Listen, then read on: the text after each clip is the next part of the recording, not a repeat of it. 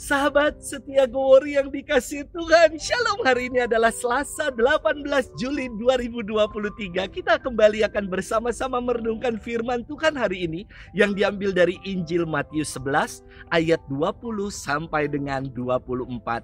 Mari kita siapkan hati kita. Haleluya, haleluya, haleluya.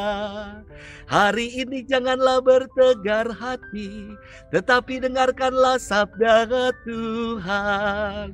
Haleluya, haleluya, haleluya. Tuhan bersamamu dan bersama rohmu. Inilah Injil suci menurut Matius. Dimuliakanlah Tuhan. Sekali peristiwa Yesus mulai mengecam kota-kota yang tidak bertobat, meskipun di sana ia melakukan paling banyak mukjizat. Ia berkata, celakalah engkau Korazim, celakalah engkau Betsaida, karena jika di Tirus dan Sidon terjadi mukjizat-mukjizat yang telah kulakukan di tengah-tengahmu, pasti sudah lama mereka bertobat dan berkabung. Tetapi aku berkata kepadamu, pada hari penghakiman tanggungan Tirus dan Sidon akan lebih ringan daripada tanggunganmu. Dan engkau Kapernaum, apakah engkau akan dinaikkan sampai ke langit? Tidak, engkau akan diturunkan sampai ke dunia orang mati. Karena jika di Sodom terjadi mukjizat-mukjizat yang telah terjadi di tengah-tengahmu, kota itu tentu masih berdiri sampai hari ini.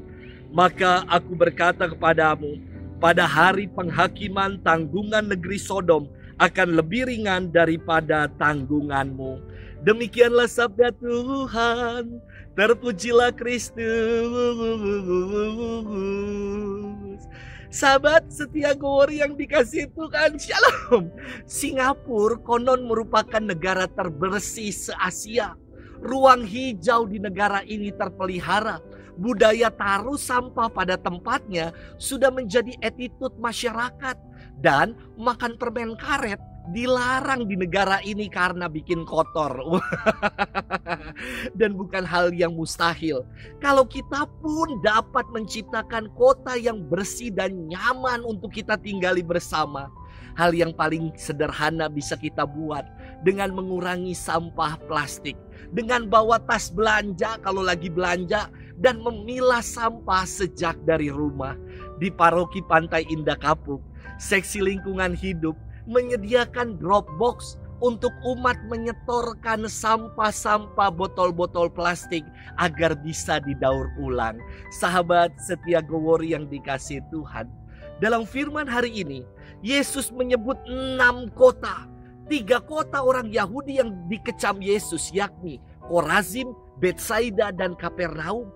Padahal di ketiga kota ini Yesus banyak melakukan mukjizat dan pengajarannya. Lantas, mengapa ketiga kota ini dikecam oleh Yesus?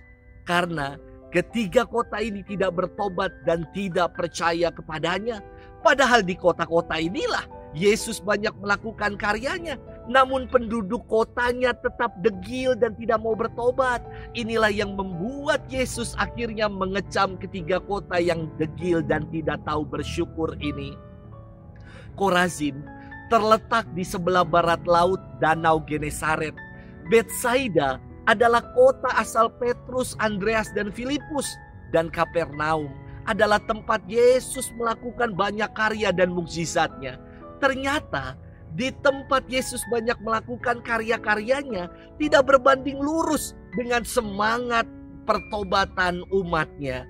Sementara Yesus juga menyebut 3 kota bangsa asing yang dalam perjanjian lama dikutuk oleh Allah.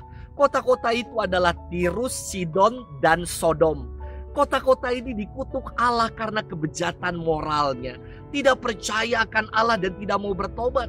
Yesus menyebut ketiga kota ini untuk membandingkan dengan ketiga kota yang tadi ia banyak melakukan karya-karyanya yang menjadi pusat dari karya-karya Yesus.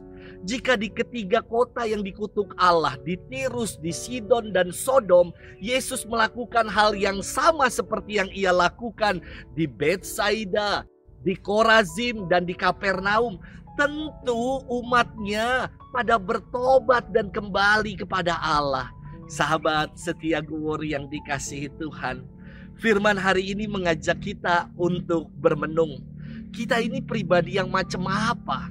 Apakah kita seperti penduduk-penduduk di kota-kota yang dikecam oleh Yesus, yang tidak tahu bersyukur dan berterima kasih atas karya-karya baik Tuhan dalam hidup?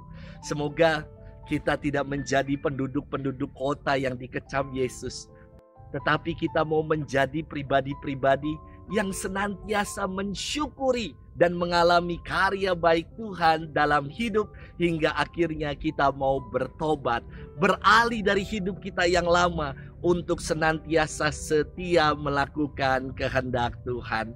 Selamat bermenung, dan Tuhan memberkati kita selalu dalam nama Bapa dan Putra dan Roh Kudus. Amin.